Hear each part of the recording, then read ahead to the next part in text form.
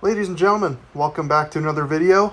I am the commissioner, and today I ventured out to Daytona Fun Park, which is just off of Route 3 in Laconia, down the road from Fun Spot, which is where I reviewed my last place.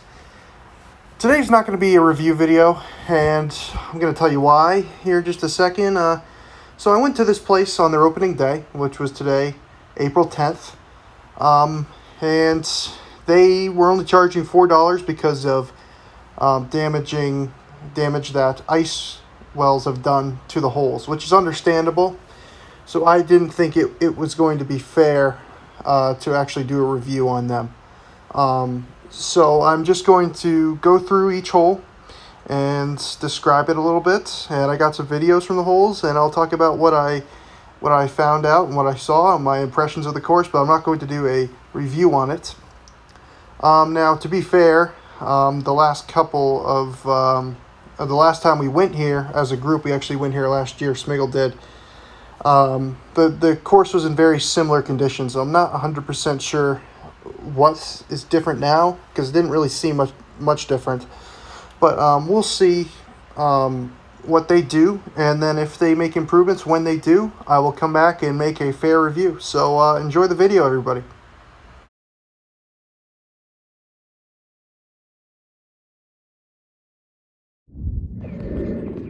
Okay, Smiggle fans, welcome to the infamous number 2 hole here at Daytona. So yeah, this is an example of one of the rougher holes, and they explained so. Due to frost heaving, some of the course has been kind of messed up, but that's fine. We'll see how we can do.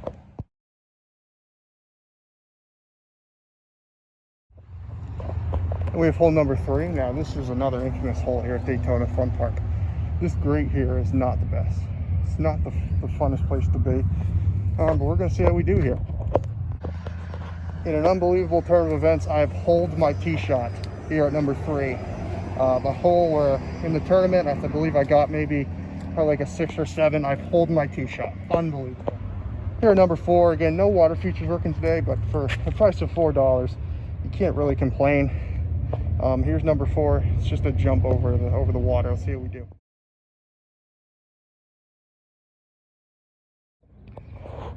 Here we got number 5. Again, you got to kind of trickle it up the hill and then down towards the hole.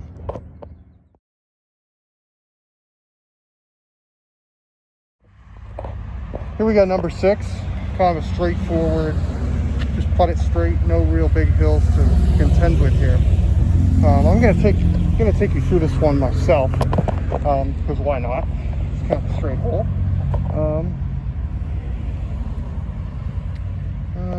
Excuse my shoddy camera work here, and I chunked the hole out of it, but that might be pretty good. Well, it's short, so kind of hit the big ball first there. Putt for 2. Nope. Goes a little bit to the right. Okay, we'll take a 3.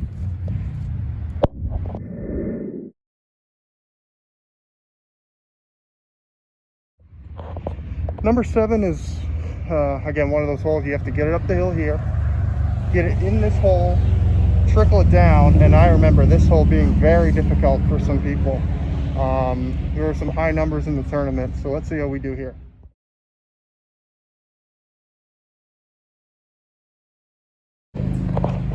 Here's the 8th hole at Daytona Fun Park. We've got a kind of downhiller into the hole location, cut a couple feet from the right side of the bricks. Let's see what we do here.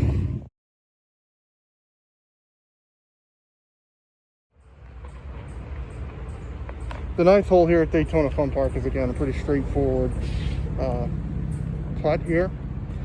Looks like a little bit of break towards the hole, so let's see how we do here.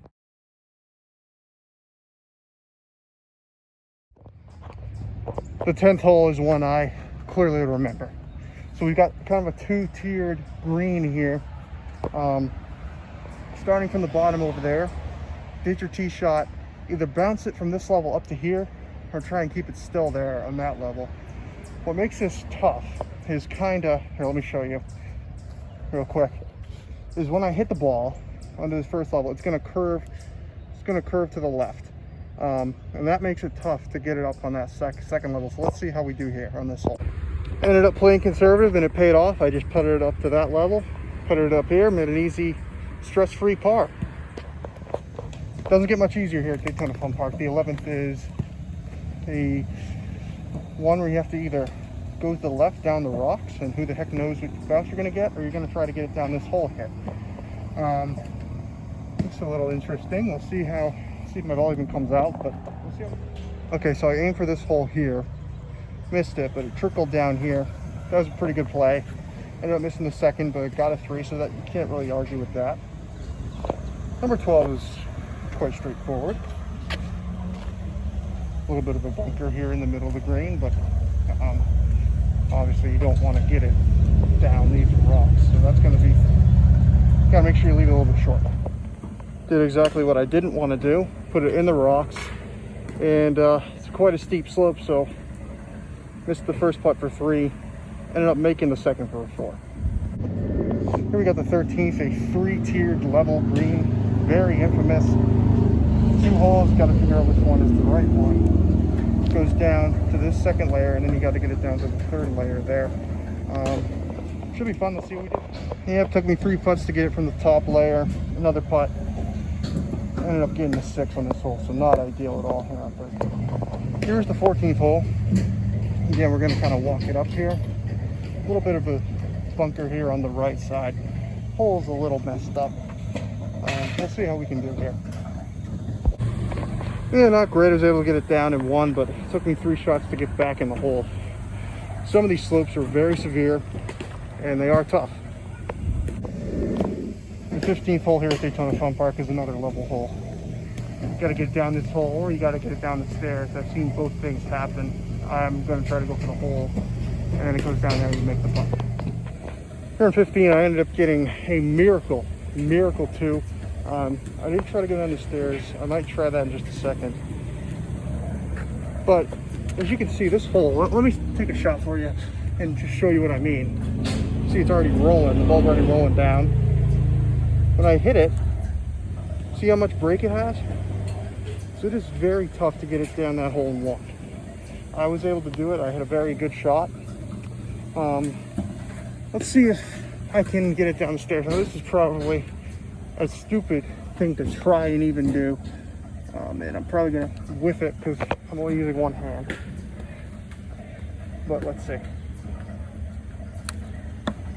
No, it just came right back. So you probably have to get it down the hole. But we'll see how you do. Here is the 16th, a pretty straightforward, straight par 3. Let's see if I can get this up in 2.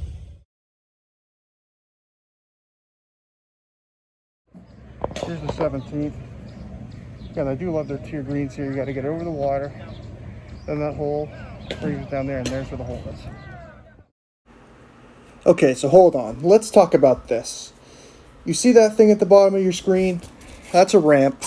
And you see that little bump in the ramp? That bump makes it almost impossible to even play the hole. Because when your ball goes over it, it just goes either flying up in the air and back down the slope or into the water. And I tried a bunch of different things. It seemed to me the only way you could play this hole is either, just miracle luck, or you got to place it over the water hazard, which is exactly what I ended up doing. I gave myself a 4 for my troubles. It's just, this is probably the only hole on the course where being run down kind of makes it almost unplayable. But you can still make a lot out of it. And this is interesting because they blame frost heaving and they reduced the price, which I'm 100% glad they did. But I swear that was there last year. Now, I'm not 100% sure, but that was there. And I wonder if they're going to fix it. And if they do, I hope they do, I will come back and make an honest review on them. Here's 18. Kind of a zigzaggy type hole. Let's see how I do. Okay, so I just want to talk about the overall atmosphere of the place. Obviously, from the course that you've seen from the videos and the pictures and how I described it, the course is a little run down, which is fine. The course is a little run down. Probably the big problem that I have is being run down kind of affects the play at times. Sometimes it doesn't. Some holes, like I showed you on 17, it does. It does affect it. But you can't really argue with the $4 price tag. And, even last year, I don't believe the price I don't believe it got much higher than $4. I believe it was either 5 or 6 or maybe 7. And for this area in New Hampshire, a pretty touristy area, that's quite cheap. So you can't really argue with the price of $4. Was it a real fun round of golf? It wasn't exceptionally fun. There are some really unique holes. It's a very unique course. And there are some times where it's very fun to play, and there are some times where it's extremely frustrating to play, and frustrations boil over sometimes, and the frustrations really stem from, perhaps some design flaws that make the course a little bit more difficult than it should be at times. But it just comes down to how difficult some of the holes are based on the condition of the holes. There are some holes where the condition of the hole make it much more difficult than it should be. And then there are some holes where it's just very difficult. This is overall a very difficult course. If you compare this to, say, the last place that I did, it is much more difficult. A lot of layered greens and a lot of slopes. You've got to be able to read the slopes, read the greens, and make putts. If you aren't able to do that, you're going to have a tough time here at Daytona. And there's a reason why the scores at the SMMGL tournament last year were a lot higher than the scores at any other miniature golf course we did on the 5-course trip. Overall, would I recommend? For $4, I would recommend it for sure. I mean, it's a fun place to go for a weekend. The staff I encountered were very nice, very polite. I know there haven't been great reviews on the place, and it is very run down. But, give it a chance, see how you do. And, once they fix some of the issues that they've been having with the frost, I will 100% come back and give them a true review. But until next time, this is the Commissioner signing off.